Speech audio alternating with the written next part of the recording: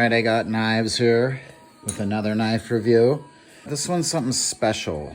This is special and on many levels here. First start here, this. Jean Harvey released this To Bring You My Love demos. This is really great. I mean, first of all, her record, the original one, To Bring You My Love, is an amazing record. I really love that record of hers very, very much.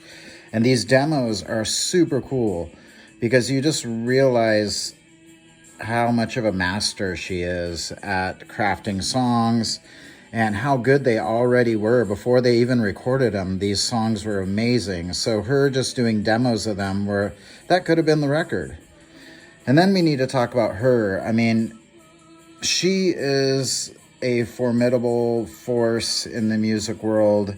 I mean, she's like a Patti Smith. She is cool. In the 90s, no woman artist was cooler than Jean Harvey. Into the 2000s, I mean, top 10 for me, easily, women in music. Up until now, always staying relevant. Yeah, there's just no comparing her. She's amazing. Yeah, absolutely beautiful, amazing talent, lyricist, everything. And this record is great.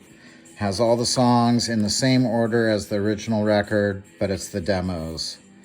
And she's been doing these releases on Dry, her other record, and yeah, a few of the different records there, she's been doing these demo releases, and they're awesome. I really dig them. I'm going to come back and explain why this all ties in, okay? All right, moving along. Tonight I'm drinking this. Pure Project. Starts with a P, like Jean Harvey. New fashioned Imperial Sour Red Ale, aged in bourbon barrels with cherries and orange peels. Made here in San Diego, and I love this packaging. This packaging is great. Just the city. I think that is San Diego right there, with the sun in the background in red. Very simple. They got their logo on the inside of the cap. I've had this before, and it's really good. And this is their sour. And every beer I've had from them is amazing. It's been in my fridge waiting for this very specific knife and record and review. I have been saving this for maybe 3 months now. Finally doing this review with this lineup. When I first opened it, had an interesting smell, like aged beer, and that's what's going on here. So let's give it a try. This is a good sour. And I was just a little worried because they do suggest drinking it by a certain amount of time, but I think it's totally fine because it tastes delicious. Good sour beer. Pure Project from San Diego. I love these guys.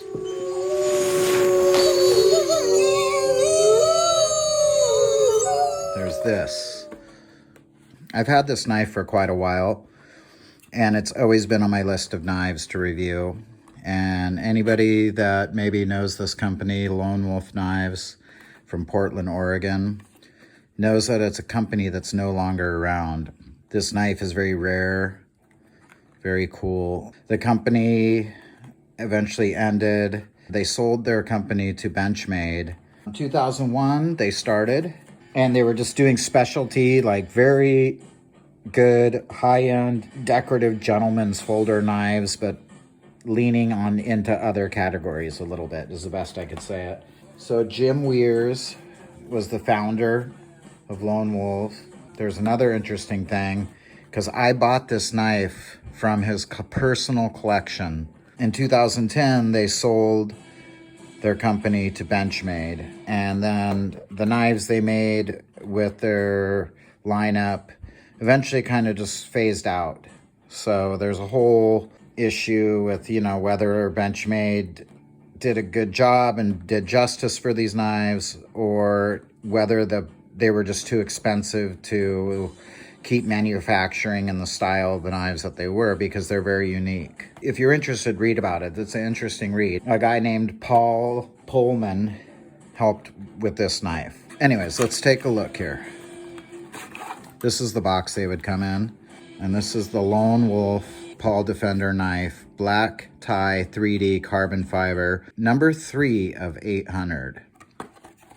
And apparently this was in Jim's safe, and I bought it from Hawthorne Cutlery in Portland. And talked to that guy once before, was in Portland and bought a knife there.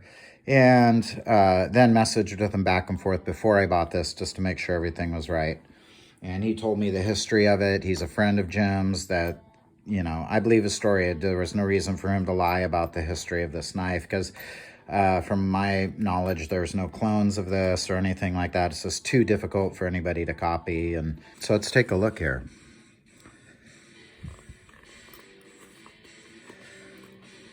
All right, this right here.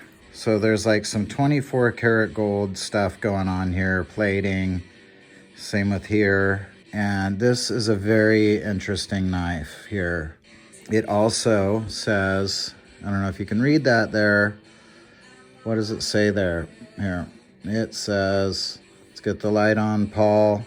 It says Paul right there because Paul is his type of locking mechanism who helped design this knife.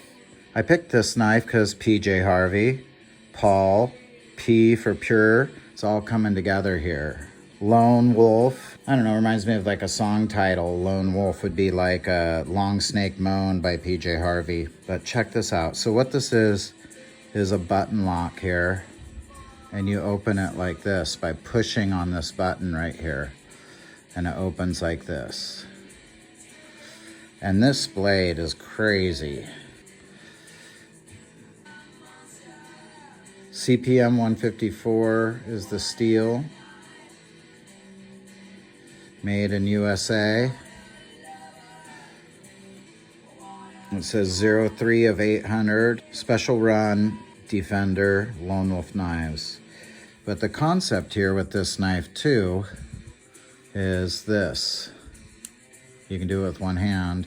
You can also close. Here's where the story gets a little sad, and something I wish never happened is I dropped this knife. And when I dropped it, I was using this and I wasn't careful. And it slipped out of my hand and fell and hit into the ground and broke off the tip. I nearly had a freaking heart attack when it hit the ground. And then when I picked it up and looked at it, I actually did have a minor heart attack. I don't know. I think I died for a moment and came back to. There was tears and yeah. But then I had the challenge of how to fix it. I carefully brought it back, but it used to go to an absolute perfect, and just the very tip broke off, but I got it looking good again without messing with the black. I really took my time and really tried to make it as close to what it was originally as I possibly could, but it used to come to an absolute perfect line on both sides to a very, very thin point dagger look, although one side's not sharp and one side is. Yeah, that's why I didn't do this review before, because I was so upset. I put the knife away and I just, every time I looked at it, I held it carefully and opened it and was just really mad at myself for doing that. It taught me a big lesson though, and I'm okay with it now, but it's taken me, you know, this happened 6 months ago. Yeah, it just still hurts me. It's silly. All right, yeah, carbon fiber here on the handle. A really nice pocket clip, not deep carry. That button would stick out of your jeans, but that would look kind of cool. And apparently some of this is gold. I don't know how much of it is gold. If it has to be gold plated, that can't be solid gold. Maybe some parts of it are, you know, I really don't know. Still very valuable, still a great knife. I'm sure I took some value off of it by that happening, but I'm hoping that it has a cool story of its own now and a new addition to the story of this knife by that happening. It's something I don't want to sell anyways. I'm going to keep this forever. I mean, after all, it has my name on it. This knife is just really beautiful. Let's zoom in. Yeah.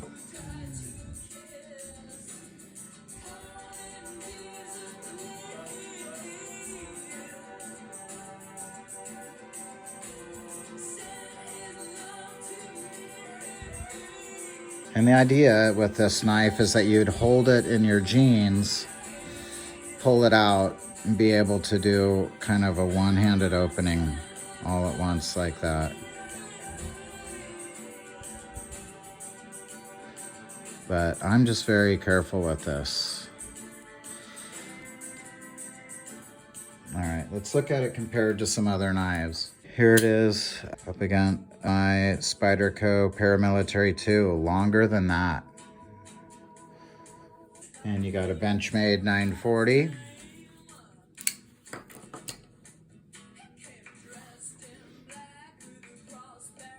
Another one that I think is cool to see it next to is this, because it's sort of like has that pokey, pointy knife look, which is the CRKT CEO. Showing you some little bit nicer, fancier knives here. You got that. And then how about next to this, which I just did an episode on recently. I think a nice pairing here, or maybe something like this. Wee Knives Dracon. Yeah, beautiful knives right there. Let's put these away. And let's see how sharp it is. The only sharpening I ever did to this was the point when I had my accident with it. So let's see how sharp it is. Oh, freaking Lord. That is a sharp knife.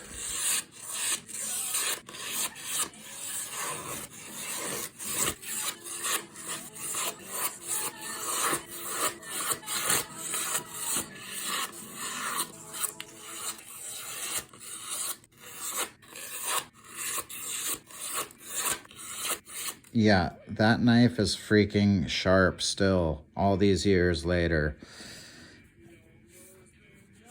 What a beautiful knife.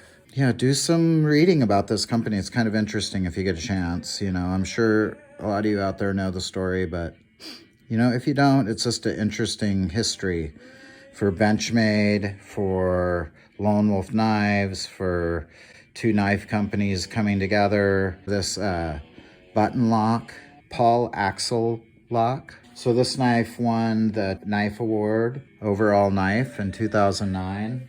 154 cm blade steel. Yeah. And you can kind of get it to go fast too. Let's clean this up.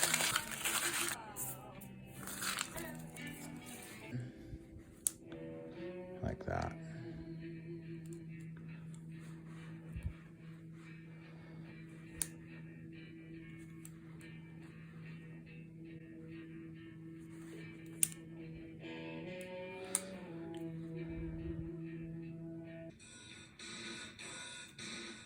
So in the packaging, you know, it came with this, and then there was also a little bit of information here about how to change the pocket clip from one side to another, convert the knife for left-handed carry, limited lifetime warranty, how to open and close the knife. Cool information. And here a little bit more detailed on the knife itself. It tells you about the blade steel, the carbon fiber handles, 24 karat gold and gold titanium components. It's the Jekyll and Hyde of knives with both durability and beauty. The Defender is a limited edition of 800 pieces and has a serial for exclusivity. Proudly made in the USA by Lone Wolf Knives. So that's how you have it. That's my story. You have Paul, Access Lock, PJ Harvey, Pure Project. You have all this. Thank you guys for watching this special episode that I've been waiting to do. Remember to like and subscribe. I appreciate you guys very much. It's kind of cool to get back and do a regular, well, not so much a regular, but to do a knife because I've been on this Bali song kick. So this is something cool and special. I'll see you on the next episode. Adios, amigos. Damn right I got knives, signing out.